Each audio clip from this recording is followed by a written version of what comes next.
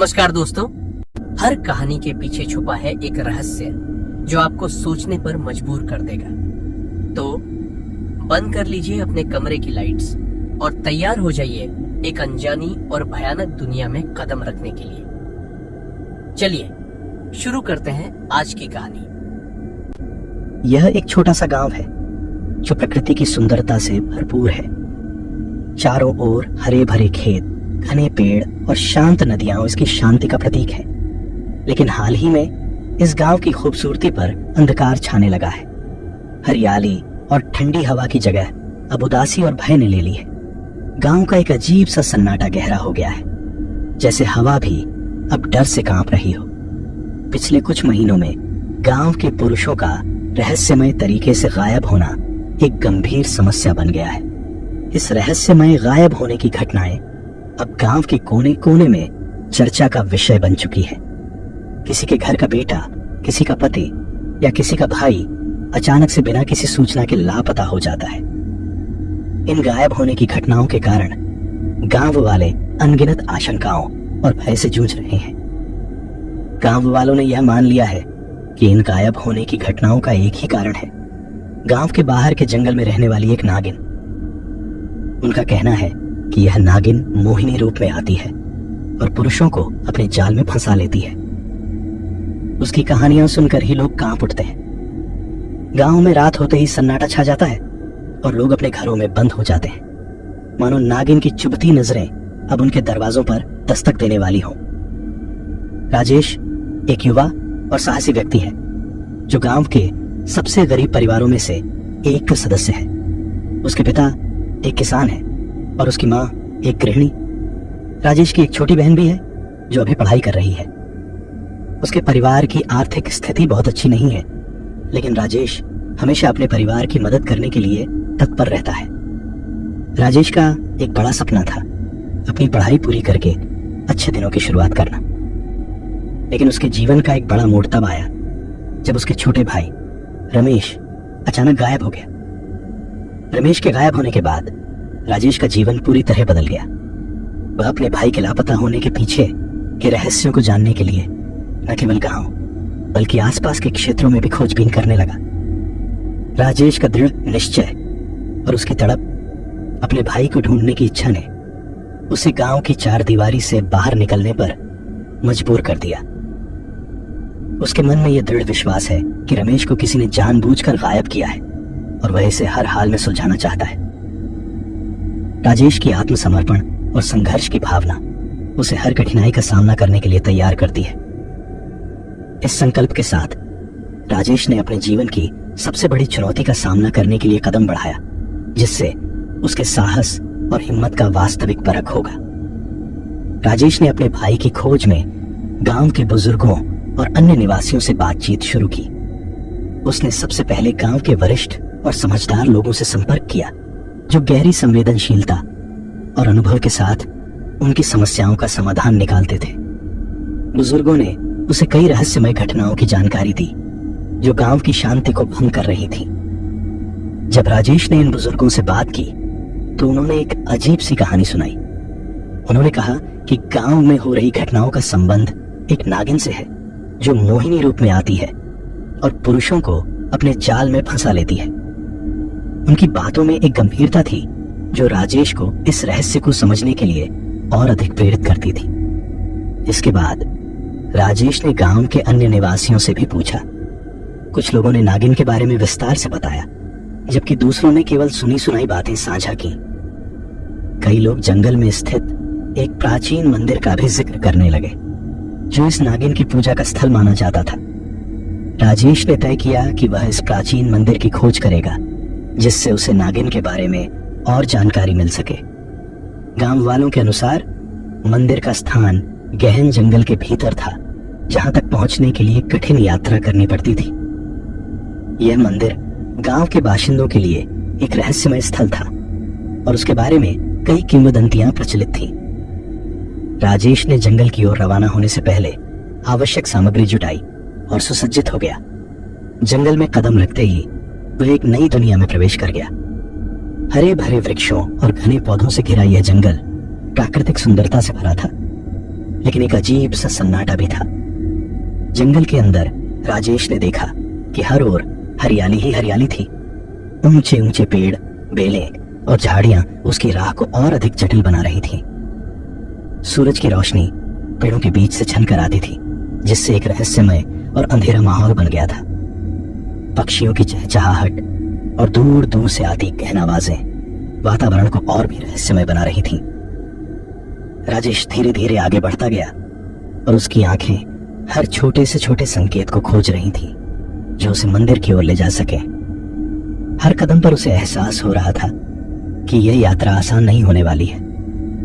पेड़ों के झुरमुट, काई से ढके पत्थर और गहरी गुफाएं सभी उसे रास्ते से भटकाने की कोशिश कर रहे थे। जंगल की गहराइयों में दाखिल होते ही राजेश ने अचानक महसूस किया कि उसे कोई देख रहा है। उसे ऐसा लग रहा था जैसे कोई साया उसके पीछे पीछे चल रहा हो। उसका दिल तेजी से धड़कने लगा और उसने तेजी से आगे बढ़ने की कोशिश की। एक झाड़ी के पीछे उसने एक क्षण के लिए नागिन की रहस्यमयी झलक देखी। वह एक रहस्यमयी आकृति थी जिसकी आंखों में अजीब सी चमक थी। यह आकृति जल्द ही अंधेरे में गायब हो गई, लेकिन उसके प्रभाव से राजेश का दिल बुरी तरह कांप रहा था। राजेश ने देखा कि झाड़ियों के बीच एक रास्ता खुलता है जो एक पुरानी और जर्जर सी इमारत की ओर जाता है। उसने समझा कि यही वह प्राचीन मंदिर हो सकता है जिसका गांव वालों ने जिक्र किया था। मंदिर की ओर बढ़ते हुए उसे एहसास हुआ कि इस जगह की ऊर्जा और वातावरण कुछ अलग ही है।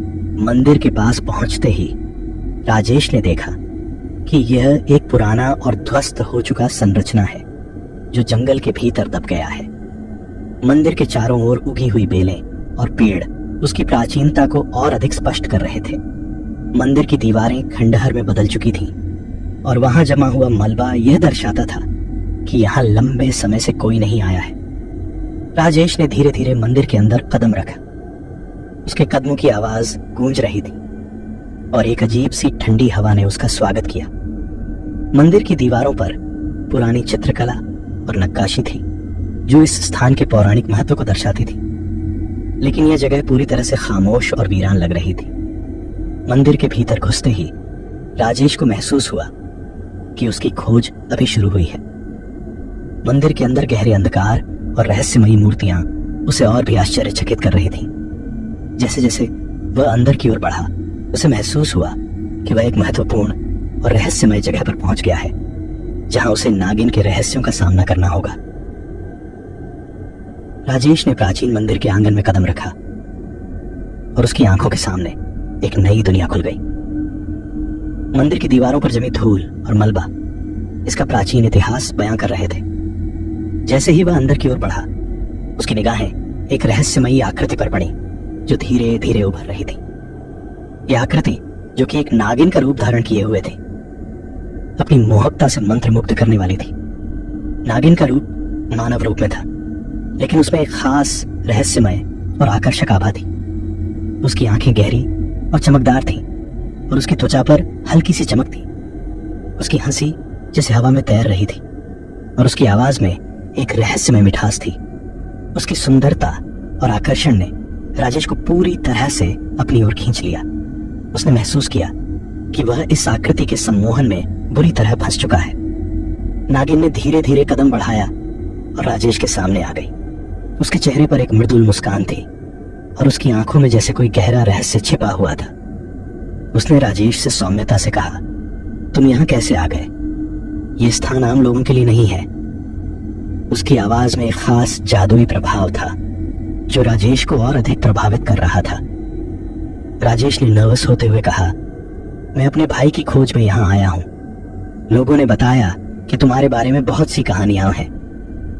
उसकी आवाज में चिंता और डर का मिश्रण था, लेकिन नागिन की मोहकता ने उसे और भी असहज बना दिया। नागिन ने मुस्कुराते हुए कहा, तुम्हारे भाई का कहीं यहाँ कोई निशान नहीं है, लेकिन तुम्हारे आने से मुझे बहुत खुशी हुई।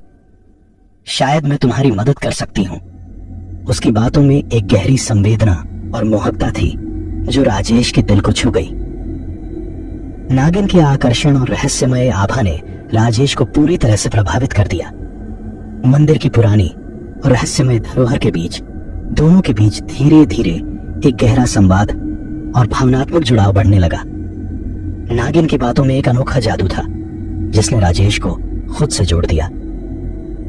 राजेश ने नागिन से मिलते समय महसूस किया कि वह उसके शब्दों और भावनाओं में खोया हुआ है। उनकी मुलाकातें अक्सर होती रहीं और प्रत्येक बार नागिन की उपस्थिति में राजेश को एक अजीब सी आत्मीयता का एहसास होता था। दोनों के बीच की बातचीत गहरी और अर्थपूर्ण होती जा रही थी, जिसमें राजेश अपने दिल की बातें नागिन से साझा करता था। नागिन ने राजेश को अपनी मोहकता और समझदारी से प्रभावित किया। वह उसे पुरानी कहानियां सुनाती और उसकी आंखों में एक विशेष चमक होती जिससे राजेश को एक अद्भुत एहसास होता। उसकी बातें राजेश को अपने सपनों और ख्वाबों की ओर ले जाती थी, जैसे उसकी सारी चिंताएं और समस्याएं दूर हो जाती थी। एक रात राजेश और नागिन के बीच एक निजी मुलाकात हुई जो बहुत खास थी। मंदिर के अंदर की गहरी खंडहरों में, जहां केवल चांद की मंद रोशनी चमक रही थी, दोनों के बीच एक रोमांटिक माहौल बना। नागिन ने राजेश को अपने करीब आने के लिए आमंत्रित किया और उसकी आवाज में एक विशेष आकर्षण था। राजेश ने धीरे धीरे नागिन के पास कदम बढ़ाया। उसकी नजदीकी से राजेश ने महसूस किया कि उसकी धड़कनें तेज हो गई हैं और उसकी सांसें भी तेज हो रही हैं। नागिन ने धीरे से राजेश के चेहरे को छूते हुए कहा, तुम्हारे साथ यहां बिताए गए ये पल मेरे लिए बहुत खास है। तुम्हारा साथ मुझे बहुत सुकून और खुशी देता है। राजेश ने महसूस किया कि उसकी आत्मा नागिन के शब्दों में खो गई है। दोनों के बीच बढ़ती निकटता ने एक नई ऊर्जा और भावना को जन्म दिया। हर मुलाकात के साथ राजेश और नागिन के बीच का रिश्ता और भी गहरा होता गया। उनकी बातचीत के दौरान राजेश ने नागिन के साथ अपने भविष्य के सपने साझा किए और नागिन ने उसे अपनी आत्मा की गहराइयों से सुने और समझे। जैसे जैसे राजेश और नागिन के बीच का संबंध बढ़ता गया, राजेश ने महसूस किया कि वह नागिन की मोहकता में पूरी तरह से फंस चुका है। उसकी आंखों की चमक, उसकी बातें और उसका स्पर्श सभी ने राजेश के दिल को छू लिया। नागिन का व्यक्तित्व उसे एक नई दुनिया की ओर ले जा रहा था, जहां उसे केवल प्रेम और मोहकता का एहसास हो रहा था। राजेश का जीवन अब पूरी तरह से बदल चुका था। नागिन के मोह में फंसते हुए उसने अपनी पूरी दुनिया को बदलते देखा। उसकी सोच, उसकी प्राथमिकताएं और उसकी भावनाएं सभी नागिन के इर्द गिर्द घूमने लगी। राजेश ने महसूस किया कि उसकी पूरी दुनिया अब नागिन के इर्द गिर्द घूम रही है और उसके बिना कुछ भी अधूरा लग रहा है। नागिन की मोहकता और आकर्षण ने राजेश को पूरी तरह से सम्मोहित कर दिया था। उसकी छवि, उसकी बातें और उसकी उपस्थिति ने राजेश के दिल में एक विशेष स्थान बना लिया था, जिससे वह खुद को पूरी तरह से खोया हुआ महसूस करने लगा। उसकी आत्मा ने नागिन के प्रेम में खुद को समर्पित कर दिया और अब उसकी जिंदगी का हर पहलू नागिन के मोह से भर गया था। राजेश के लिए रात की नींद अब एक डरावनी यात्रा बन गई थी। जब भी वह सोता, उसकी आंखों के सामने नागिन की एक अदृश्य छाया उभर आती। वह सपनों में एक रहस्यमयी दुनिया का हिस्सा बन जाता, जहां नागिन उसे अलग अलग परिस्थितियों में बुलाती और डराती। ये सपने इतनी सजीवता से भरे हुए थे कि वास्तविकता और स्वप्न के बीच का अंतर मिट जाता था। एक सपने में राजेश ने देखा कि वह एक गहरे अंधकार वाले गुफा में है, जहां नागिन की भयानक हंसी गूंज रही है। गुफा की दीवारें जैसे पसीने से तर थीं और हर जगह से अजीब अजीब आवाजें आ रही थीं। नागिन ने उसे चारों ओर से घेर रखा था और उसकी आंखें एक अजीब चमक से भर गई थीं। वह अपनी मोहक आवाज में राजेश को अपनी ओर खींचती, लेकिन जैसे ही वह करीब जाने की कोशिश करता, गुफा का वातावरण और भी भयानक हो जाता। दूसरे सपने में राजेश ने खुद को एक गहरे और घने जंगल में पाया, जहां चारों ओर नागिन की साया था। उसकी आंखें चमक रही थीं और वह उसे अपने पास बुला रही थी। जैसे ही राजेश ने कदम बढ़ाया, जंगल की झाड़ियों में से डरावनी आवाजें आने लगीं और एक अजीब सी ठंडी हवा ने उसे घेर लिया। नागिन की चमकदार आंखें उसके दिल की धड़कन को तेज कर देती और वह हर बार बेताब हो उठता। राजेश के ये सपने उसे रात को चैन से सोने नहीं देते थे। हर सुबह उसकी आंखें थकी और उसकी मानसिक स्थिति अत्यधिक बिगड़ी हुई होती थी। उसे अब दिन में भी ये सपने याद आते थे और उसकी मानसिक स्थिति धीरे धीरे अस्थिर हो रही थी। रात की नींद के बाद उसकी मानसिकता में एक अजीब सी बेचैनी और थकावट समा जाती थी, जिससे उसके दैनिक जीवन में बाधा आने लगी। नागिन का सम्मोहन राजेश की जिंदगी में गहरी छाप छोड़ रहा था। उसकी शक्तियां और उसका आकर्षण राजेश को पूरी तरह से अपनी ओर खींचते जा रहे थे। वह उसे अपनी मोहकता से इतना प्रभावित कर देती थी कि राजेश खुद को पूरी तरह से उसकी गिरफ्त में महसूस करने लगा। एक शाम जब राजेश मंदिर में अकेला था, नागिन ने अपने विशेष शक्तियों का प्रयोग किया। उसने अपने शरीर की चमक को और भी अधिक बढ़ा दिया और अपनी आवाज को एक अनूठी मिठास से भर दिया। नागिन ने धीरे धीरे राजेश की ओर बढ़ते हुए कहा, तुम्हारे बिना मेरी दुनिया अधूरी है। मैं तुम्हारे साथ हर पल बिताना चाहती हूं। उसकी आवाज में एक सम्मोहन था जिससे राजेश का दिल तेजी से धड़कने लगा। नागिन ने अपने हाथ की नोक से राजेश की त्वचा को छूते हुए उसकी आत्मा को छू लिया। उसकी छुअन एक अजीब सी ठंडक और उत्तेजना का एहसास करा रही थी, जिससे राजेश का हर अंग सिहर उठता था। नागिन ने अपनी शक्तियों का प्रयोग करते हुए राजेश को अपनी ओर और अधिक खींच लिया। उसके जादू ने राजेश को पूरी तरह से सम्मोहित कर दिया और उसने महसूस किया कि वह अपनी पूरी दुनिया को भूलकर केवल नागिन के आसपास ही घूम रहा है। राजेश का अपने परिवार और दोस्तों से दूर होना उसकी मानसिक स्थिति को और भी बिगाड़ रहा था। वह अब धीरे धीरे अपने सामान्य जीवन से कटने लगा था। उसके परिवार और दोस्तों ने उसकी इस बदलती स्थिति को महसूस किया और उसकी चिंता की, लेकिन राजेश खुद को नागिन के सम्मोहन से मुक्त नहीं कर पा रहा था। नागिन के प्रलोभन ने उसे पूरी तरह से अपने घेरे में ले लिया था। वह अब अपने परिवार की यादों को भी भुला रहा था और उसकी सोच केवल नागिन के इर्द गिर्द घूम रही थी। उसे अपने परिवार और दोस्तों की यादें अब धुंधली लगने लगी थी और उसकी पूरी दुनिया अब केवल नागिन के जादू में समा चुकी थी। हर दिन और हर रात नागिन के प्रलोभन ने राजेश को और भी अधिक गहराई में धकेल दिया। उसकी मानसिक स्थिति बिगड़ती जा रही थी और वह पूरी तरह से नागिन के मोह में फंस चुका था। राजेश का आत्मविश्वास और उसका मानसिक स्थिरता पूरी तरह से नागिन की गिरफ्त में आ गया था। उसकी जिंदगी का हर पहलू अब नागिन के इर्द गिर्द घूम रहा था और उसने महसूस किया कि वह अब एक नई और अजीब दुनिया का हिस्सा बन चुका है, जहां उसकी खुद की पहचान खो चुकी है। राजेश ने धीरे धीरे मंदिर की गहराई में छिपे रहस्यों की खोज शुरू की। उसकी आंखों के सामने मंदिर के पुरातात्विक रहस्यों की परतें खुल रही थीं और वह समझने लगा था कि यहाँ कुछ अजीब और खतरनाक छिपा हुआ है। मंदिर के भीतर उसे कई पुरानी पुस्तिकाएं और धार्मिक ग्रंथ मिले, जिनमें से कुछ पन्ने रहस्यमय प्रतीकों से भरे हुए थे। उसने देखा कि ये प्रतीक नागिन की पूजा और उसके वश में रखने की विधियां दर्शाते थे। एक दिन मंदिर की गहरी खोज में राजेश ने एक पुराना संदूक पाया। संदूक को खोलते ही उसे एक अद्भुत वस्तु मिली, एक पुराना और जर्जर कागज पर उकेरे गए चित्र जो नागिन के रहस्यमय और खतरनाक स्वरूप को दिखा रहे थे। चित्र में नागिन को सांपों से ढका हुआ दिखाया गया था और उसकी आंखों में एक भयावह चमक थी। ये देखकर राजेश का दिल जोर से धड़कने लगा, क्योंकि उसने महसूस किया कि नागिन की असली पहचान अब स्पष्ट होने लगी है। राजेश ने इस खुलासे के बाद अपने मन में खलबली मच गई। उसे समझ में आ गया कि नागिन की मोहकता और आकर्षण केवल एक छलावा था। उसने अब ठान लिया कि वह नागिन के असली स्वरूप को देखेगा, चाहे इसके लिए उसे कितना भी खतरा क्यों न उठाना पड़े। एक रात जब चांद की हल्की रोशनी मंदिर को आच्छादित कर रही थी, नागिन ने राजेश को अपने पास बुलाया। उसकी आवाज में एक आकर्षण और जादू था जिसने राजेश को तुरंत अपनी ओर खींच लिया। जैसे ही राजेश नागिन के पास पहुंचा, उसने महसूस किया कि उसकी छवि पहले से कहीं अधिक भयावह हो रही थी। नागिन ने धीरे धीरे अपने मानवीय रूप से बाहर निकलते हुए अपना असली स्वरूप प्रकट किया। उसका शरीर धीरे धीरे सांपों से ढक गया और उसकी आंखों में एक गहरा अंधकार छा गया। उसका शरीर रबर के जैसे लचीला था और उसमें खौफनाक ढंग से लहराते सांप थे। उसकी उपस्थिति ने राजेश को बुरी तरह से भयभीत कर दिया और उसने महसूस किया कि वह अब एक खतरनाक और मांसल जीव के सामने खड़ा है।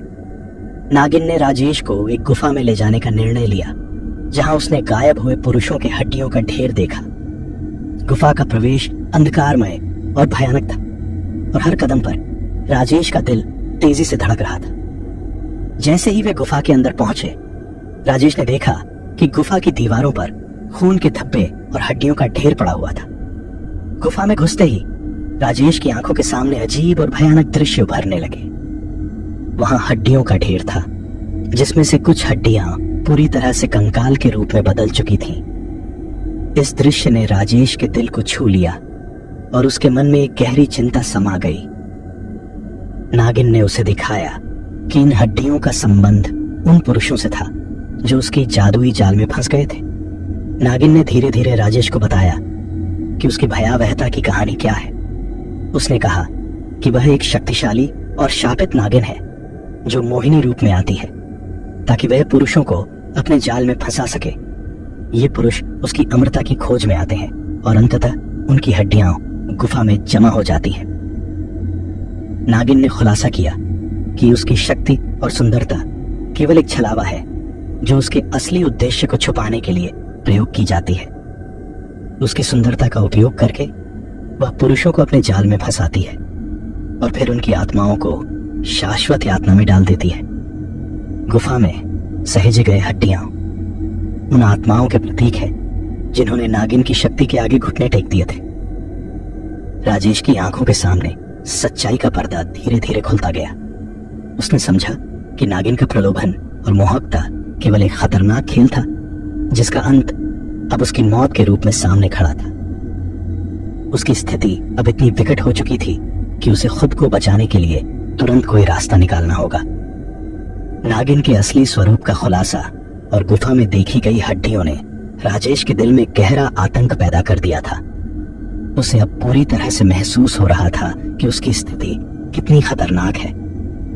नागिन का सम्मोहन और जादू उसके मन में गहरे समा चुके थे, लेकिन अब वह अपने आत्म संरक्षण के लिए एक अंतिम प्रयास करने का संकल्प ले चुका था। राजेश ने तय किया कि वह नागिन के प्रभाव से बाहर निकलने के लिए पूरी ताकत लगा देगा।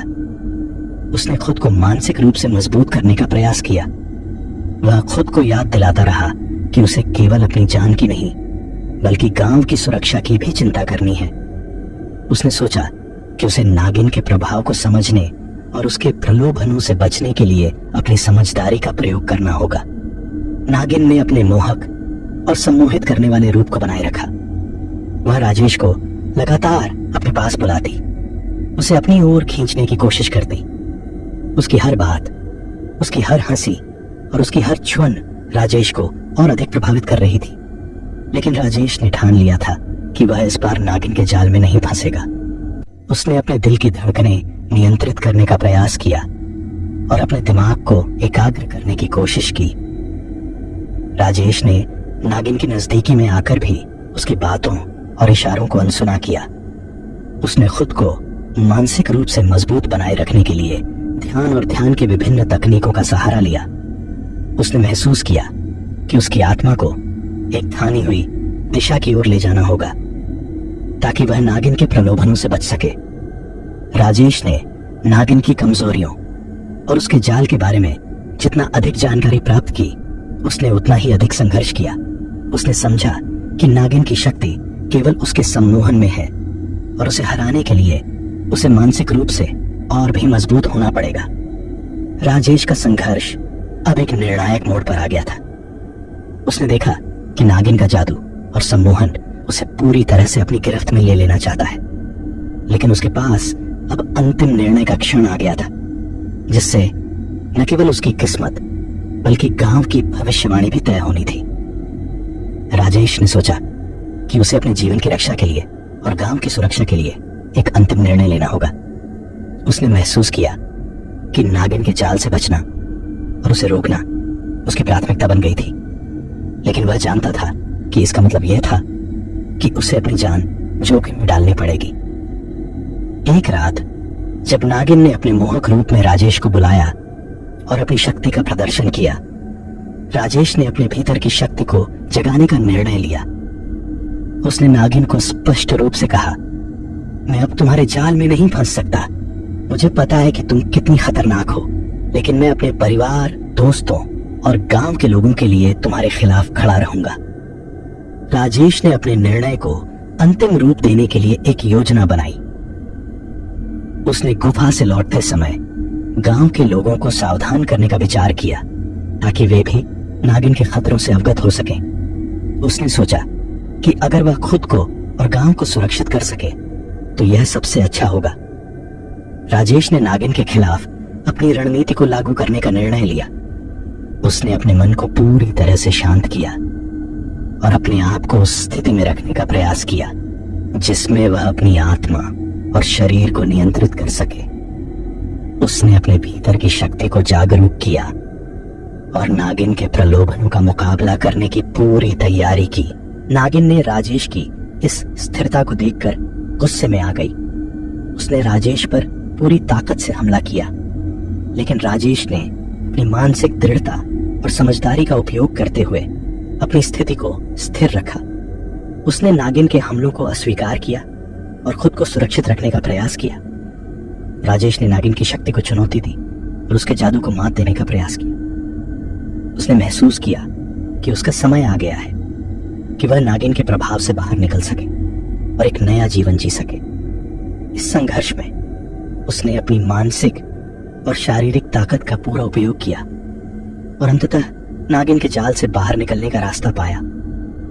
राजेश ने निर्णय लिया कि वह न केवल खुद को बल्कि गांव को भी बचाएगा।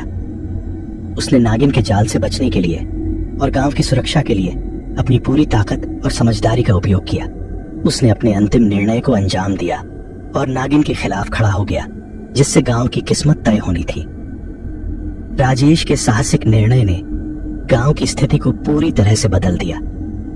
नागिन के जाल से बाहर निकलने और उसकी शक्ति को चुनौती देने के बाद गांव में एक नई ऊर्जा का संचार हुआ। लोगों ने राहत की सांस ली और गांव की सुरक्षा की स्थिति में सुधार हुआ। राजेश की बहादुरी और समझदारी ने गांव को एक भयावह खतरे से उबार लिया और एक नई शुरुआत की दिशा दी। गांव में अब शांति और सौहार्द का माहौल था। लोग रात को निश्चिंत होकर सोने लगे और पहले की तरह अपने जीवन में व्यस्त हो गए। नागिन की कहानी अब केवल एक भयावह किंवदंती बन गई थी, जिसे लोग डरावनी कहानियों में सुनाते थे। उसका प्रभाव समाप्त हो चुका था और गांव की जीवन धारा फिर से सामान्य हो गई थी। नागिन की कथा का अंत एक नई शुरुआत की ओर इशारा कर रहा था।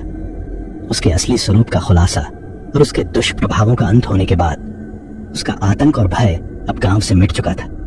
नागिन के जाल और उसकी मोहकता की कहानियां अब इतिहास का हिस्सा बन गई थी। लोगों ने समझ लिया कि वह एक खतरनाक शक्ति थी जिसे राजेश की बहादुरी और सूझबूझ से हराया गया। नागिन की शक्ति का समाप्त होना केवल एक खतरनाक साजिश का अंत नहीं था, बल्कि एक नई उम्मीद और पुनर्निर्माण की शुरुआत भी थी। गांव में एक नई आशा का संचार हुआ और लोग अपनी खोई हुई शांति को फिर से प्राप्त करने लगे। राजेश ने अपने अनुभवों से महत्वपूर्ण सबक सीखे। उसने समझा कि साहस और समझदारी से ही कठिन परिस्थितियों का सामना किया जा सकता है। नागिन की कहानी के साथ उसकी लड़ाई ने उसे मानसिक और शारीरिक रूप से मजबूत बनाया। उसने जाना कि अपनी शक्ति और दृढ़ता को जानना कितना महत्वपूर्ण है और कैसे अपने आत्मविश्वास को बनाए रखते हुए किसी भी चुनौती का सामना किया जा सकता है। राजेश ने अपने जीवन को एक नई दिशा दी। उसने अपने अनुभवों को साझा करने के लिए गांव में एक छोटी सी सभा का आयोजन किया, जहां उसने सबको अपने संघर्ष और सीखों के बारे में बताया। लोगों ने उसकी बातों को ध्यानपूर्वक सुना और उसकी बहादुरी की सराहना की। यह अवसर राजेश के लिए एक नई शुरुआत का प्रतीक था और उसने अपने जीवन को फिर से एक सकारात्मक दिशा देने का संकल्प लिया। गांव के लोग भी अब एक नई आशा और प्रेरणा के साथ जीवन जीने लगे। उन्होंने राजेश के अनुभवों से सीखा कि किसी भी कठिनाई का सामना धैर्य और समझदारी से किया जा सकता है। गांव का हर व्यक्ति अब अपने जीवन में सकारात्मक बदलाव की ओर अग्रसर था और राजेश की बहादुरी की कहानी उनके लिए प्रेरणा का स्रोत बन गई थी। राजेश ने अपने नए जीवन की शुरुआत की, जो उसकी कठिनाइयों और संघर्षों से परे एक नई दिशा में अग्रसर हो रही थी।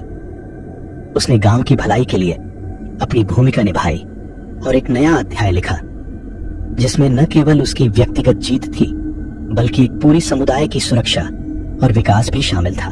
तो यहाँ खत्म होती है आज की पहली कहानी। चलिए सुनते हैं आज की दूसरी कहानी। कहानी एक सुदूर गांव की है जो घने जंगलों के बीच स्थित है। यह गांव प्रकृति की गोद में बसा हुआ है, जहां दिन के समय चारों ओर हरियाली और शांत वातावरण होता है। यहाँ की सुबहें कोहरे से ढकी होती है और पक्षियों के चहचहाने की आवाजें पूरे गांव में गूंजती हैं। लेकिन जब सूरज ढलने लगता है और चांदनी रातें आती हैं, तो इस गांव का पूरा माहौल बदल जाता है। गांव के लोग चांदनी रातों से खौफ खाते हैं। उन्हें पता है कि इस गांव में कुछ ऐसा है जो रात के अंधेरों में जाग उठता है। इस गांव के लोगों के बीच एक अजीब सा डर बसा हुआ है। वे चांदनी रातों में बाहर निकलने से बचते हैं और जब कोई चांदनी रात होती है तो लोग जल्दी से अपने घरों में बंद हो जाते हैं। ऐसा माना जाता है कि चांदनी रातों में एक अद्भुत सुंदर स्त्री प्रकट होती है, जिसे गांव वाले पिशाचिनी के नाम से जानते हैं। पिशाचिनी की सुंदरता इतनी मोहक होती है कि जो कोई भी उसे देख लेता है वह उसके आकर्षण में बंध जाता है और उसका शिकार बन जाता है। लेकिन पिशाचिनी केवल अपनी सुंदरता के लिए नहीं बल्कि अपनी जानलेवा प्रवृत्ति के लिए भी जानी जाती है। गांव के बाहरी क्षेत्र में एक अजनबी व्यक्ति का आगमन होता है। उसका नाम है विवेक। विवेक एक रहस्यमयी और अकेला व्यक्ति है, जिसने अपने अतीत से भागकर इस गांव में शांति और एक नई जिंदगी की तलाश में कदम रखा है। वह एक साधारण जीवन जीने की कोशिश कर रहा है, लेकिन गांव के लोगों की संदेहास्पद निगाहें उसे असहज करती हैं। गांव वालों के बीच विवेक के बारे में तरह तरह की बातें होती हैं। कुछ लोग उसे एक भाग्यहीन व्यक्ति मानते हैं, जो अपने दुखद अतीत से छुटकारा पाने के लिए गांव में आया है, जबकि कुछ लोग उसे एक संदिग्ध व्यक्ति मानते हैं, जो किसी खतरनाक मकसद से यहाँ आया है। हालांकि कोई भी उसके अतीत के बारे में सही नहीं जानता। गांव के लोग उसे बाहरी समझकर उससे दूरी बनाए रखते हैं और उसे अपने किसी भी रहस्य में शामिल नहीं करते। विवेक गांव की इस अजीबोगरीब स्थिति को समझने की कोशिश करता है। वह महसूस करता है कि गांव के लोग किसी गहरे भय में जी रहे हैं, लेकिन कोई भी उससे सीधे कुछ कहने से कतराता है। विवेक के लिए यह गांव एक नई शुरुआत का प्रतीक है, लेकिन वह इस गांव की अदृश्य दीवारों को महसूस करने लगता है। जैसे जैसे दिन बीतते हैं, विवेक का गांव के जीवन से परिचय होता है। उसे पता चलता है कि गांव वाले चांदनी रातों से बेहद डरते हैं। चांदनी रातों में पिशाचिनी का प्रकट होना गांव वालों के दिलों में खौफ पैदा कर देता है। पिशाचिनी की कहानियां विवेक को जिज्ञासु बनाती हैं। वह इस मोहक और रहस्यमयी स्त्री के बारे में अधिक जानने की कोशिश करता है, लेकिन उसे कोई स्पष्ट जवाब नहीं मिलता। गांव वाले विवेक को चेतावनी देते हैं कि वह चांदनी रातों में बाहर न निकले, लेकिन विवेक इस चेतावनी को गंभीरता से नहीं लेता। वह इसे महज एक अंधविश्वास मानता है और इसे नजरअंदाज कर देता है। लेकिन जल्द ही उसे समझ में आता है कि इस गांव के रहस्य उसकी कल्पना से भी कहीं अधिक गहरे और भयावह हैं। विवेक अपने अतीत की उलझनों से दूर भागते हुए एक छोटे और शांत गांव में पहुंचा। यह गांव उस समय बेहद शांतिपूर्ण लग रहा था और विवेक ने महसूस किया कि यही वह जगह है जहां वह अपनी जिंदगी की नई शुरुआत कर सकता है। उसने गांव के एक पुराने परित्यक्त से दिखने वाले घर में रहने का फैसला किया। घर काफी पुराना था, लेकिन उसकी खामोशी और गांव की शांति विवेक के बेचैन मन को कुछ सुकून देने लगी। उसे यहाँ वह शांति महसूस हो रही थी जिसकी उसे तलाश थी। पहले कुछ दिनों तक विवेक ने गांव और आसपास के इलाकों का दौरा किया। गांव वाले उसे देखकर थोड़ा असहज थे, लेकिन विवेक ने इसे एक सामान्य प्रतिक्रिया समझा, क्योंकि वह यहाँ बाहरी व्यक्ति था। उसने सोचा कि समय के साथ वे उसे स्वीकार कर लेंगे। लेकिन कुछ ही दिनों में विवेक को गांव में कुछ अजीब महसूस होने लगा। गांव का वातावरण दिन में शांत और सुंदर होता था, लेकिन जैसे ही रात होती, एक अनकहा डर और असहजता फैलने लगती। लोगों का व्यवहार भी बदलने लगता। विवेक ने देखा कि गांव वाले सूर्यास्त के बाद जल्दी जल्दी अपने घरों में लौटने लगते थे। एक शाम जब वह गांव के एक छोटे से चाय की दुकान पर बैठा था, कुछ वृद्ध गांव वाले उसके पास आए और उससे बातचीत शुरू की। बातचीत के दौरान उन्होंने विवेक को गांव की एक पुरानी कहानी सुनाई। यह कहानी एक पिशाचिनी के बारे में थी जो चांदनी रातों में प्रकट होती थी। गांव के लोग इस पिशाचिनी से बेहद डरते थे क्योंकि उसकी सुंदरता और मोहकता उसके शिकार को अपनी ओर खींचने के लिए काफी थी। वह अपने शिकार को पूरी तरह से वश में कर लेती थी और फिर उनका अंत कर देती थी। गांव वाले उसे यह भी बताते हैं कि पिछले कई वर्षों में इस पिशाचिनी के कारण कई लोग अपनी जान गंवा चुके हैं। विवेक ने इस कहानी को एक अंधविश्वास के रूप में लिया। वह इस बात पर विश्वास नहीं कर सका कि एक स्त्री चाहे कितनी भी सुंदर क्यों न हो, इस तरह का खौफ पैदा कर सकती है। उसे यह सब महज एक गांव की लोक कथा लगी जो समय के साथ डरावनी कहानियों में बदल गई थी। विवेक ने गांव वालों की बातों को हंसी में टाल दिया और उन्हें आश्वस्त किया कि वह किसी भी प्रकार के अंधविश्वास पर विश्वास नहीं करता। गांव वाले उसकी बेपरवाही से चिंतित हो गए और उसे चांदनी रातों में बाहर न निकलने की चेतावनी दी। उन्होंने उसे बार बार आगाह किया कि इस गांव में चांदनी रातों का विशेष महत्व है और उन्हें अनदेखा करना खतरनाक हो सकता है। लेकिन विवेक ने उनकी बातों को नजरअंदाज कर दिया। उसके लिए ये सिर्फ पुरानी और बेबुनियाद बातें थीं, जिनका कोई आधार नहीं था। विवेक का मानना था कि वह अपने जीवन के उन दिनों से निकल आया है जब उसे अंधविश्वासों और डर के कारण कोई निर्णय लेना पड़ता था। अब वह एक नया जीवन जीने आया था जहां डर और भ्रम की कोई जगह नहीं थी। लेकिन उसे नहीं पता था कि वह जिस रहस्य को नजरअंदाज कर रहा है वह वास्तव में उसके जीवन के सबसे भयावह और अकल्पनीय अनुभवों की शुरुआत का संकेत था। चांदनी रात का आगमन हुआ और उस शाम की शांति में कुछ अलग सा आकर्षण था। आकाश में चांद अपनी पूरी खूबसूरती से चमक रहा था। उसकी चांदनी पूरे गांव को अपने प्रकाश में नहला रही थी। विवेक, जो आमतौर पर रात को जल्दी सोने की आदत रखता था, उस रात को अचानक घर से बाहर निकल आया। गांव की खामोशी और चांदनी की सुंदरता उसे अपने घर से बाहर खींच लाई। उसने सोचा कि इस चांदनी रात में टहलना एक अच्छा विचार होगा। वह धीरे धीरे अपने घर के आसपास टहलने लगा। हवा में ठंडक थी, लेकिन यह उसके लिए आरामदायक थी। गांव की गलियां और पगडंडियां चांदनी से चमक रही थीं और विवेक उस वातावरण में खो सा गया।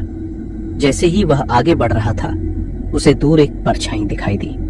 वह रुक गया और ध्यान से देखने लगा। ये एक स्त्री की आकृति थी जो बेहद सुंदर थी। चांदनी की रोशनी में वह स्त्री जैसे किसी दिव्य देवता की तरह लग रही थी। उसकी खूबसूरती अवर्णनीय थी और विवेक उसकी ओर खींचा चला गया। उसकी आंखें उस स्त्री पर टिकी रहीं और वह उसकी ओर बढ़ने लगा।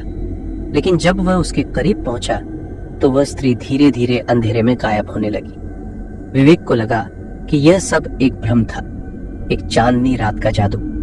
उसने अपने मन को समझाया कि यह बस उसकी कल्पना थी, लेकिन उसका दिल इस बात को मानने के लिए तैयार नहीं था। वह स्त्री की सुंदरता और रहस्य उसे अपनी ओर खींच रहे थे।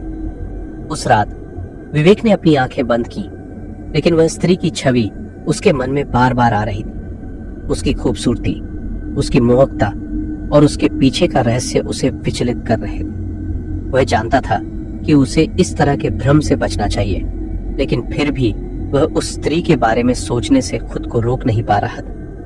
अगले दिन विवेक ने गांव वालों से उस स्त्री के बारे में पूछने का निश्चय किया। वह जानना चाहता था कि क्या सचमुच गांव में कोई ऐसी स्त्री है या यह बस एक कहानी है। लेकिन गांव वाले उसे देखकर बस मुस्कुराए और उसे कुछ भी नहीं बताया। उन्होंने उसकी बातों को टाल दिया और उसे यह एहसास हुआ कि इस गांव में कुछ ऐसा है जो उसे बाहरियों से छिपाया जा रहा है। विवेक की जिज्ञासा बढ़ने लगी और उसने सोचा कि वह इस रहस्य का पता जरूर लगाएगा। उसे नहीं पता था कि यह रहस्य कितना गहरा और खतरनाक हो सकता है। पिशाचिनी की सुंदरता और उसका रहस्य उसे लगातार अपनी ओर खींच रहे थे। उस चांदनी रात ने विवेक के जीवन को बदल दिया था। वह अब एक साधारण व्यक्ति नहीं रह गया था। उसके दिल में पिशाचिनी के प्रति आकर्षण जागृत हो गया था और वह इस रहस्य की गहराई तक जाने के लिए तैयार था। उसे नहीं पता था कि इस राह में उसे क्या क्या सहना पड़ेगा, लेकिन वह तैयार था। वह जानता था कि यह राह आसान नहीं होगी, लेकिन उसकी जिज्ञासा और आकर्षण उसे इस राह पर ले जाने के लिए काफी थे। वह पिशाचिनी के रहस्य को जानने के लिए उत्सुक था और इस चांदनी रात ने उसे एक नए सफर की शुरुआत करने के लिए प्रेरित किया था। दूसरी चांदनी रात की चांदनी अब पहले से भी अधिक चमकदार और मोहक लग रही थी। गांव के अंधेरे कोनों में एक बार फिर से वह रहस्यमयी स्त्री प्रकट हुई, जिसका नाम अब विवेक के दिल में गहरे स्थान पर अंकित हो चुका था। इस बार विवेक उस स्त्री की ओर खींचा चला गया और उसने महसूस किया कि यह उसकी दूसरी मुलाकात का समय है। जैसे ही वह चांदनी रात की ठंडी हवा में चल रहा था, उसने देखा कि पिशाचिनी उसी जगह पर थी जहां उसने पहली बार उसे देखा था।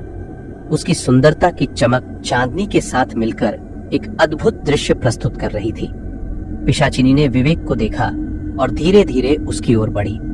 उसकी आंखें चमक रही थीं और उसका हंसमुख चेहरा जिसे विवेक को आमंत्रित कर रहा था। विवेक ने देखा कि पिशाचिनी पहले से अधिक नजदीक आ रही थी और उसके दिल की धड़कन तेज हो गई। उसने पिशाचिनी से संपर्क करने की हिम्मत जुटाई और उसके साथ बातचीत शुरू की। उनके संवाद में एक विशेष प्रकार की गर्मी और आकर्षण था। पिशाचिनी की आवाज में एक मधुरता थी जो विवेक को सम्मोहित कर रही थी। पिशाचिनी ने विवेक के साथ समय बिताने की इच्छा व्यक्त की। उसने उसे जंगल के एक खूबसूरत हिस्से में चलने का निमंत्रण दिया। विवेक ने सोचा कि यह एक अद्वितीय अवसर है और वह उसकी बातों को नजरअंदाज नहीं कर सका, लेकिन उसके मन में एक हल्का सा संकोच भी था। वह इस विचार से डरा हुआ था कि कहीं पिशाचिनी का आकर्षण उसे किसी खतरनाक स्थिति में न डाल दे। पिशाचिनी ने विवेक के संकोच को भांप लिया और उसके करीब आ गई। उसने अपने हाथ से विवेक का हाथ पकड़ लिया और उसकी उंगलियों को अपनी उंगलियों के बीच में रखा। उसके स्पर्श ने विवेक को एक अनोखी अनुभूति दी और वह पूरी तरह से उसकी पकड़ में आ गया। उसकी आंखों में एक तरह का जादू था जो विवेक को और अधिक आकर्षित कर रहा था। विवेक ने पिशाचिनी के साथ जंगल में जाने का फैसला किया, लेकिन उसके मन में एक गहरी चिंता भी थी। वह जानता था कि वह एक अज्ञात खतरे की ओर बढ़ रहा है, लेकिन उसकी कामुकता और आकर्षण ने उसे इस यात्रा के लिए तैयार कर दिया। पिशाचिनी ने उसे जंगल के भीतर एक खूबसूरत और शांत जगह पर ले जाकर बैठाया। वहां का वातावरण मंत्रमुग्ध करने वाला था, लेकिन विवेक के मन में भय की एक लहर भी दौड़ रही थी। पिशाचिनी ने विवेक के साथ गहरी और अंतरंग बातचीत की। उसकी बातें और उसका स्पर्श विवेक को और अधिक सम्मोहित कर रहे थे। वह महसूस करने लगा कि यह स्त्री केवल उसकी कल्पना से परे है, बल्कि एक जादुई और आकर्षक व्यक्तित्व की धनी है। विवेक ने पिशाचिनी की बातों और उसके आकर्षण को स्वीकार कर लिया, लेकिन उसके मन में एक भय भी बना रहा। उस रात ने विवेक की जिंदगी को एक नए मोड़ पर ला खड़ा किया। उसने पिशाचिनी के साथ अपने संबंध को गहराई से महसूस किया, लेकिन उसकी चेतना उसे सतर्क कर रही थी।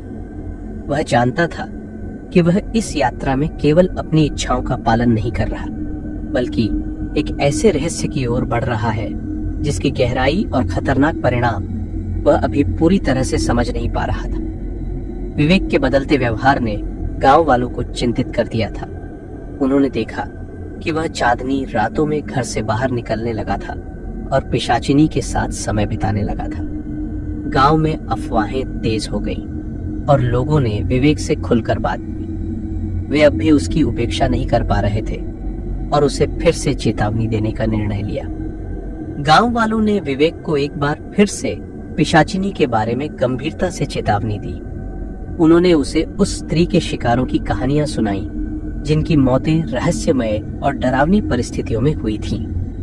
वे बताते हैं कि पिछले कई सालों में कई लोग पिशाचिनी की खूबसूरती और मोहकता के प्रभाव में आकर अपनी जान गंवा चुके हैं। गांव वालों ने उसे बताया कि पिशाचिनी का आकर्षण केवल एक छलावा है जो लोगों को उसकी ओर खींचता है और इसके बाद वे उसकी शिकार बन जाते।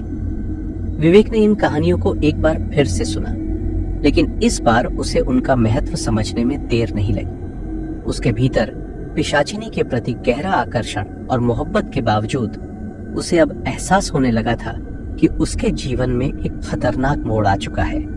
इसके अलावा विवेक के सपनों में भी पिशाचिनी आने लगी थी। उसकी चांदनी, रात की मोहक छवि और रहस्यमय बातें उसके सपनों को भर देती थीं। पिशाचिनी की छवि सपनों में और भी सजीव और प्रभावशाली हो जाती थी। वह उसके करीब आती, उसकी आंखों में गहराई से देखती और उसके कानों में फुसफुसाती। धीरे धीरे विवेक ने समझना शुरू कर दिया कि पिशाचिनी केवल एक सुंदर स्त्री नहीं है। पिशाचिनी उसे अपनी असली पहचान के संकेत देती थी। उसके सपनों में वह खुद को एक अभिशप्त आत्मा के रूप में प्रकट करती, जो अपने शिकार को अपनी ओर खींचती है और फिर उसे सजा देती है। वह बताती कि उसकी खूबसूरती और आकर्षण एक दुष्ट जादू का हिस्सा है, जो उसे सदियों से इस अभिशाप का सामना करने के लिए मजबूर करता है। इन संकेतों के साथ विवेक का दिल डर और संकोच से भर गया। उसने महसूस किया कि वह एक खतरनाक और अदृश्य जाल में फंस चुका है, जहां पिशाचिनी का आकर्षण और उसकी सुंदरता एक छलावा है। वह अब समझने लगा था कि पिशाचिनी के पास एक गहरा रहस्य है, जो उसकी जीवन की दिशा को बदल सकता है। विवेक के अंदर संघर्ष चल रहा था। उसकी समझ और जिज्ञासा उसे एक ओर खींच रही थी, जबकि उसकी चेतना और आत्म संरक्षण की प्रवृत्तियां उसे दूसरी ओर उधार कर रही थी। वह अब यह जानने की कोशिश कर रहा था कि क्या वह पिशाचिनी के अभिशाप से बच सकता है, या क्या वह इस रहस्यमय और खतरनाक यात्रा का हिस्सा बनेगा। गांव वालों की चेतावनी और पिशाचिनी के संकेत दोनों ने मिलकर विवेक को एक महत्वपूर्ण मोड़ पर ला खड़ा किया। अब उसे यह तय करना था कि वह अपने आकर्षण और मोह से बाहर आकर खुद को इस अभिशाप से बचा पाएगा या नहीं। चांदनी रात का सिलसिला अब अंतिम चरण में पहुंच चुका था और विवेक का मन अत्यंत असमंजस में था। उसने पिशाचिनी के प्रति अपनी गहरी आकर्षण और मोह की भावना को अब पूरी तरह से स्वीकार कर लिया था। यह वह रात थी जब विवेक ने तय कर लिया कि वह पिशाचिनी के साथ पूरी तरह से एकांत में मिलेगा, भले ही वह जानता था कि इससे क्या परिणाम हो सकते हैं। इस रात की चांदनी और भी चमकदार थी और गांव की शांतिपूर्ण रात में एक रहस्यमय ताजगी थी। विवेक, जिसने अपने पिछले संकोच को पीछे छोड़ दिया था, अब पूरी तरह से पिशाचिनी के आकर्षण के वश में था। उसने अपने आप को पूरी तरह से उसके जाल में समर्पित करने का निर्णय लिया। पिशाचिनी ने उसे पहले ही अपनी ओर खींच रखा था और अब उसने विवेक के सभी भावनात्मक और शारीरिक इच्छाओं का उपयोग किया। पिशाचिनी ने विवेक के पास आते ही उसकी इच्छाओं को जगाने का प्रयास किया। उसने अपनी मोहक आवाज में विवेक को आकर्षित किया और उसके सपनों और इच्छाओं की बात की। उसकी आवाज में एक ऐसी मिठास थी जो विवेक को और भी गहरा सम्मोहित कर रही थी। पिशाचिनी के स्पर्श ने विवेक को और भी करीब किया और वह पूरी तरह से उसके जाल में फंस चुका था। विवेक को महसूस हुआ कि पिशाचिनी उसकी आत्मा और इच्छाओं के हर कोने में झांक रही है। उसकी बातों और स्पर्श ने विवेक को पूरी तरह से सम्मोहित कर दिया और वह अब उसके साथ जाने के लिए पूरी तरह तैयार। पिशाचिनी ने विवेक को जंगल की ओर ले जाने का निमंत्रण दिया, जहां वह उसे पूरी तरह से अपनी गिरफ्त में ले सकती थी। विवेक ने बिना किसी सवाल के पिशाचिनी के साथ जंगल की ओर बढ़ना शुरू किया। पिशाचिनी ने उसे एक गहरे और अंधेरे हिस्से की ओर ले जाने का निर्णय लिया, जहां अभिशाप का असर सबसे अधिक था। जंगल की गहराई और अंधेरे ने विवेक को एक अजीब सी बेचैनी और डर का एहसास दिलाया, लेकिन उसकी इच्छाएं और मोह इस डर को हरा रहे थे। जंगल के अंदर पिशाचिनी ने विवेक को एक खूबसूरत लेकिन भयानक स्थान पर ले जाकर उसे अपने जाल में पूरी तरह से फंसा दिया। उसने अपनी शक्ति और जादू का पूरा इस्तेमाल किया और विवेक को महसूस हुआ कि वह अब पूरी तरह से उसके वश में है। पिशाचिनी ने अपने अभिशाप को पूरा करने के लिए तैयार हो चुकी थी और विवेक अब उसके अंतिम शिकार के रूप में तैयार था। पिशाचिनी के जाल में फंसे विवेक ने अब पूरी तरह से महसूस किया कि उसकी सभी इच्छाएं और भावनाएं उसे एक ऐसे अंत की ओर ले जा रही हैं जिसे उसने कभी सोचा भी नहीं था। चांदनी रात की चमक और पिशाचिनी की सुंदरता अब एक दुष्ट अभिशाप का रूप ले चुकी थी और विवेक अब उसकी गिरफ्त में था। विवेक के लिए यह रात निर्णायक साबित हुई। वह अब यह समझ चुका था कि पिशाचिनी की खूबसूरती और मोहकता केवल एक भ्रामक छलावा थी, जो उसे एक खतरनाक और अदृश्य जाल में फंसा रही थी। इस चांदनी रात ने विवेक के जीवन को एक भयानक मोड़ पर ला खड़ा किया और उसने अब अपने भविष्य की ओर एक असमंजसपूर्ण दृष्टिकोण अपनाया। विवेक की यह अंतिम मुलाकात पिशाचिनी के साथ उसकी जिंदगी की सबसे अंधेरी रात साबित हुई और उसके लिए अब केवल एक खतरनाक और अनिश्चित भविष्य ही बचा था। चांदनी रात अपने चरम पर पहुंच चुकी थी और विवेक ने पूरी तरह से पिशाचिनी के जाल में खुद को समर्पित कर दिया था। उसकी सुंदरता और मोहकता ने उसे इस रात के लिए पूरी तरह से तैयार कर दिया था और उसने पिशाचिनी के साथ अंतरंग होने के लिए कदम बढ़ाया। पिशाचिनी ने उसे एक ऐसे जाल में फंसाया जिसमें वह अब पूरी तरह से बंध चुका था। जंगल की गहराई में पिशाचिनी ने विवेक को एक ऐसे स्थान पर लाया जो अंधेरे और खौफनाक था। यहाँ चांद की हल्की सी रोशनी भी एक डरावनी छवि बना रही थी। पिशाचिनी ने अपनी चालाकी और आकर्षण का पूरा इस्तेमाल किया और विवेक को इस बिंदु तक पहुंचाया जहां उसका पूरा ध्यान सिर्फ उस पर था। वह अपने आकर्षण के चरम पर पहुंची और विवेक को अपने जाल में पूरी तरह से उलझा लिया। लेकिन जैसे ही विवेक अपने चरम पर पहुंचा, पिशाचिनी ने अपनी असली भयानक रूप में प्रकट होने का निर्णय लिया। उसकी मोहकता और सुंदरता की चमक अचानक गायब हो गई और वह एक खौफनाक राक्षसी में बदल गई। उसकी त्वचा का रंग बदल गया, उसकी आंखें चमकने लगी और उसके दांत तेज और घातक हो गए। विवेक की आंखों में हैरानी और डर का संकेत साफ दिखाई दे रहा। विवेक का आकर्षण अब भय और आतंक में बदल चुका था। उसने महसूस किया कि वह पिशाचिनी की असली पहचान को देख चुका है और अब उसके पास बचने का कोई तरीका नहीं था। पिशाचिनी ने अपनी दुष्ट शक्तियों का पूरा उपयोग करते हुए विवेक की जीवन शक्ति को चूसना शुरू किया। उसकी दुष्ट हंसी और भयावह रूप ने विवेक को पूरी तरह से पराजित कर दिया। विवेक की स्थिति तेजी से बिगड़ने लगी। उसकी आंखों से चमक गायब हो गई और उसका शरीर कमजोर और थका हुआ नजर आने लगा। पिशाचिनी ने उसकी जीवन शक्ति को पूरी तरह से सोख लिया और विवेक की मृत्यु हो गई। यह एक भयानक और असहनीय मौत थी जिसमें उसने अपने जीवन की सारी ऊर्जा खो दी थी। पिशाचिनी के काम को समाप्त करने के बाद वह एक बार फिर से अपनी सुंदरता में बदल गई। उसकी भयानक छवि फिर से गायब हो गई और वह एक बार फिर से मोहक स्त्री के रूप में लौट आई। उसने विवेक की लाश को जंगल में छोड़ दिया और चांदनी रात की हल्की रोशनी में गायब हो गई। वह अगली रात के लिए तैयार हो गई थी और एक नए शिकार की प्रतीक्षा कर रही थी। अगली सुबह गांव के लोग जंगल में विवेक की लाश को पाते हैं। वे जानते हैं कि पिशाचिनी ने एक और शिकार किया है और उसका खौफनाक चक्र एक बार फिर से शुरू हो गया है। विवेक की मौत के साथ गांव में एक भयानक सन्नाटा छा गया। लोग अब और भी अधिक डरे हुए थे और पिशाचिनी की कहानी एक बार फिर से उनके बीच में चर्चा का विषय बन गई। गांव वालों ने विवेक की लाश को देख लिया और उनका दिल दहशत से भर गया।